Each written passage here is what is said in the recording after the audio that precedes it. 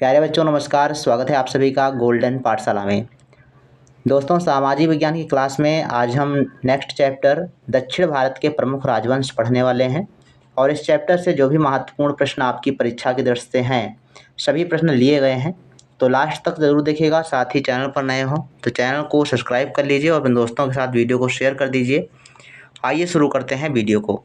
तो बच्चों, पहला प्रश्न आपकी स्क्रीन पर दिया गया है, कौन सा वंश दक्षिण भारत का है। यहाँ पर पूछा जा रहा है कौन सा वंश दक्षिण भारत का है। ध्यान से आप ऑप्शन पढ़िए, चंदेल वंश, चौहान वंश, राष्ट्रकूट वंश या परमार वंश। तो इसका बच्चों राइट आंसर हो जाएगा राष्ट्रकूट वंश जो है यह दक्षिण भारत का है। बाकी चंदेल वंश, चौहान वंश, परमार वंश ये सभी आपके उत्तर भारत के राजवंश हैं। तो सी ऑप्शन आप सही जवाब हो जाएगा। राष्ट्रकूट वंश के अलावा यहाँ पर जो है आपको ध्यान रखना है चालुक्य वंश, पल्लव वंश, चोल वंश ये सभी वंश जो है आपके दक्षिण भारत के वंश हैं। क्वेश्चन नंबर 2 है, राष्ट्रकूट वंश का संस्थापक कौन था। दंतिदुर्ग, अमोघवर्ष, गोविंद तृतीय, इंद्र तृतीय। तो राष्ट्रकूट वंश का संस्थापक बच्चों था दंतिदुर्ग और यह है दंतिदुर्ग जो था ये राष्ट्रकूट वंश का पहला शासक था। तो ए ऑप्शन आपका सही जवाब हो जाएगा। क्वेश्चन नंबर 3 है, किस धर्म को राष्ट्रकूटों का संरक्षण प्रदान था। अर्थात जो राष्ट्रकूट वंश के शासक थे वो किस धर्म को मानने वाले थे। तो इसका बच्चों राइट आंसर हो जाएगा बी ऑप्शन, जैन धर्म। जैन धर्म को मानते थे राष्ट्रकूट वंश के शासक। क्वेश्चन नंबर 4 है, कैलाश मंदिर का निर्माण किस वंश के शासकों ने कराया था। राष्ट्रकूट, पल्लव, चालुक्य, चोल। तो इसका बच्चों राइट आंसर हो जाएगा कैलाश मंदिरों का निर्माण राष्ट्रकूट वंश के शासकों ने करवाया था। A option is the right answer. Question number 5 है, चालुक्य वंश का सबसे प्रतापी शासक कौन था। पुलकेशिन प्रथम, कीर्तिवर्मन, पुलकेशिन द्वितीय या विजयादित्य। तो राइट आंसर बच्चों हो जाएगा पुलकेशिन द्वितीय। ये चालुक्य वंश का सबसे प्रतापी शासक था। क्वेश्चन नंबर 6 है, चालुक्य वंश का संस्थापक कौन था। मूलराज, जयसिंह सिद्धराज, पुलकेशिन प्रथम या कुमारपाल। तो बच्चों सही जवाब हो जाएगा पुलकेशिन प्रथम चालुक्य वंश का संस्थापक था। क्वेश्चन नंबर 7 है, चालुक्यों की राजधानी कहाँ थी। वातापी, श्रावस्ती, उड़ीसा या कन्नौज। तो सही जवाब बच्चों हो जाएगा चालुक्यों की राजधानी थी वातापी। ए ऑप्शन आपका सही जवाब हो जाएगा। क्वेश्चन नंबर 8 है, बृहदेश्वर मंदिर का निर्माण किसने कराया था। चोल वंश, चालुक्य वंश, पल्लव वंश या फिर राष्ट्रकूट वंश। तो बृहदेश्वर मंदिर का निर्माण बच्चों ध्यान रखिएगा चोल वंश के शासकों ने करवाया था। इसका ए ऑप्शन सही जवाब हो जाएगा। 9 नंबर क्वेश्चन है, एलिफेंटा गुफा मंदिरों का निर्माण किस राजवंश के काल में हुआ था। पाल वंश, चोल वंश, चालुक्य वंश या फिर राष्ट्रकूट वंश। तो एलिफेंटा गुफाओं के जो मंदिर थे उनका निर्माण बच्चों ध्यान रखिएगा राष्ट्रकूट शासकों ने करवाया था। डी ऑप्शन आपका सही जवाब हो जाएगा। क्वेश्चन नंबर 10 है, स्थानीय स्वशासन किसके प्रशासन की मुख्य विशेषता थी।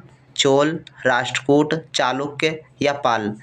तो सही जवाब बच्चों हो जाएगा चोल वंश के शासकों की प्रमुख प्रशासन की विशेषता थी स्थानीय स्वशासन।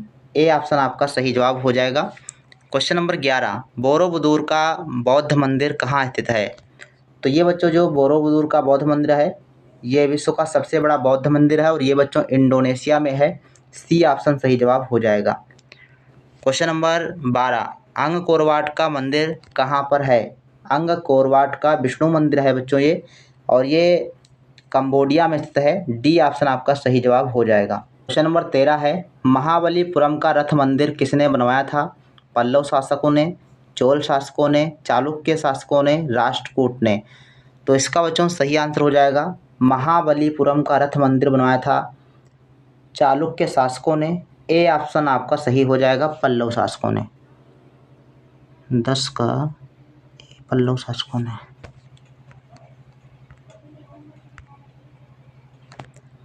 क्वेश्चन नंबर 13 है, महाबलीपुरम का रथ मंदिर किसने बनवाया था। पल्लव शासकों ने, चोल शासकों ने, चालुक्य शासकों ने या राष्ट्रकूट ने। तो महाबलीपुरम का रथ मंदिर ये पल्लव शासकों ने बनवाया था। ए ऑप्शन सही जवाब हो जाएगा। प्यारे बच्चों, इन मंदिरों का जो निर्माण है और किसने करवाया था, किस वंश के शासकों ने करवाया था, इनको एक जगह आप लिख लीजिए। उसके बाद जब याद करेंगे तो आप आसानी से याद कर सकते हैं। ऐसे जो है एक पढ़ोगे दूसरा भूल जाएगा और उसमें कन्फ्यूजन भी हो जाएगा। तो पहले आप इनको एक जगह पर लिख लीजिए सबको, उसके बाद आप याद करें तो अच्छे से याद हो जाएगा। चोल प्रशासन में गाँवों को क्या कहते थे? नाडु, राष्ट्रम, कुर्रम या मंडकम। तो इसका बच्चों सही जवाब हो जाएगा कुर्रम कहा जाता था गाँवों को। यहाँ पर ध्यान रखेंगे जो पूरा दक्षिण भारत का प्रशासन था वो इसी प्रकार से विभाजित किया जाता था। पूरे साम्राज्य को राष्ट्रम कहते थे। पूरे साम्राज्य को क्या कहते थे? राष्ट्रम। और राष्ट्र के बाद होता है प्रांत, तो प्रांतों को मंडकम कहते थे। जो प्रांत होते थे और राज्य होते थे उनको मंडकम कहते थे। और जो जिला या जनपद हुआ करते थे उनको नाडु कहते थे। और जो गांव होते थे या गांव का समूह होता था वो कुर्रम कहलाता था। सी ऑप्शन आपका सही जवाब इसका बच्चों राइट आंसर हो जाएगा। क्वेश्चन नंबर 15 है, एलोरा के प्रसिद्ध कैलाश मंदिर का निर्माण किस राष्ट्रकूट शासक ने करवाया था? एलोरा के प्रसिद्ध कैलाश मंदिरों का निर्माण किसने करवाया था? तो कृष्ण प्रथम इसका सही जवाब हो जाएगा बी ऑप्शन। कृष्ण प्रथम ने एलोरा के कैलाश मंदिरों का निर्माण करवाया था। चोलों की राजधानी कहाँ थी? कावेरीपत्तनम, महाबलीपुरम, कांची या तंजौर। तो चोलों की राजधानी तंजौर हुआ करती थी। डी ऑप्शन आपका सही जवाब हो जाएगा। क्वेश्चन नंबर 17 है, पल्लव राज्य की राजधानी कहाँ थी? तो पल्लवों की राजधानी बच्चों हुआ करती थी कांचीपुरम। और पल्लवों के समय कांचीपुरम जो है शिक्षा का एक महत्वपूर्ण केंद्र भी था। तो सी ऑप्शन सही जवाब बच्चों हो जाएगा। क्वेश्चन नंबर 18 है, चोल साम्राज्य के संस्थापक कौन थे? विजयालय चोल, आदित्य प्रथम, परांतका चोल प्रथम या फिर गंधरादित्य चोल। तो सही जवाब बच्चों है विजयालय चोल, इसका ए ऑप्शन सही जवाब हो जाएगा, जिन्होंने चोल वंश की स्थापना की थी। क्वेश्चन नंबर 19 है, एलोरा के कैलाश मंदिरों का निर्माण किसने करवाया था? तो सेम अभी प्रश्न आया था, इसका राइट आंसर बच्चों हो जाएगा ए ऑप्शन कृष्ण प्रथम ने। क्वेश्चन नंबर 20 है, दक्षिण भारत का पहला शासक कौन था जिसने स्वर्ण सिक्के जारी किए थे? स्वर्ण मतलब सोने के सिक्के किसने जारी किए थे सबसे पहले? तो ये इसका सही जवाब हो जाएगा पुलकेशिन द्वितीय। ए ऑप्शन आपका सही है। पुलकेशिन द्वितीय ने दक्षिण भारत में पहली बार जो है स्वर्ण सिक्के जारी किए थे। 21 नंबर क्वेश्चन है, चोल राजाओं ने किस धर्म को संरक्षण प्रदान किया था? तो चोल शासकों की बात करेंगे तो ये बच्चों शैव धर्म के समर्थक थे, यानी शैव धर्म को मानने वाले थे। ए इसका डी ऑप्शन सही जवाब हो जाएगा। क्वेश्चन नंबर 22 है, किस चालुक्य शासक ने थानेश्वर व कन्नौज के महान शासक हर्षवर्धन को नर्मदा के तट पर परास्त किया और उससे दक्षिण बढ़ने से रोका था? तो ये बच्चों थे पुलकेशिन द्वितीय। बी ऑप्शन सही जवाब हो जाएगा। पुलकेशिन द्वितीय ने जो है हर्षवर्धन को हराया था। ध्यान रखेंगे जब हमने हर्षवर्धन या वर्धन साम्राज्य पढ़ा था तो उसमें ये सब चीज़ें आपको समझाई थी। तमिल रामायण की रचना किसने की थी? कंबन, अंदाल, रामानुज या जय गोंदार। तो सही जवाब हो जाएगा बच्चों कंबन एक महान कवि थे जिन्होंने तमिल रामायण की रचना की थी। ए ऑप्शन सही जवाब हो जाएगा। क्वेश्चन नंबर 24 है, श्रीलंका पर विजय प्राप्त करने वाला चोल वंश का सबसे प्रतापी राजा कौन था? तो श्रीलंका पर विजय करने वाला सबसे प्रतापी राजा राजेंद्र प्रथम था। इसमें आपका बी ऑप्शन बच्चों सही जवाब हो जाएगा राजेंद्र प्रथम। क्वेश्चन नंबर 25 है, तंजौर में बृहदेश्वर या राजराजेश्वर का शिव मंदिर का निर्माण किसने कराया था? तो तंजौर में बृहदेश्वर या राजराजेश्वर मंदिर का निर्माण बच्चों करवाया था राजराज प्रथम ने। तो राजराज प्रथम जो है यहाँ पर बी ऑप्शन जो है वो थोड़ा सा गलत लिखा है, तो इसको आप लिख लीजिएगा। जो राजराजेश्वर मंदिर है उसका निर्माण राजराज प्रथम ने करवाया था, राजराज प्रथम। इसके बाद है क्वेश्चन नंबर 26, पुलकेशिन द्वितीय पराजित हुआ था। पुलकेशिन द्वितीय जो है किसके द्वारा पराजित हुआ था? नरसिंह वर्मन प्रथम द्वारा, सिंह विष्णु द्वारा, महेंद्र वर्मन द्वारा, राजराज प्रथम द्वारा। तो ए ऑप्शन सही है, नरसिंह वर्मन प्रथम द्वारा जो है पुलकेशिन द्वितीय जो है पराजित हुआ था। और नरसिंह वर्मन प्रथम जो है ये पल्लव शासक थे। क्वेश्चन नंबर 27 है, विरूपाक्ष मंदिर का निर्माण किसने किया था?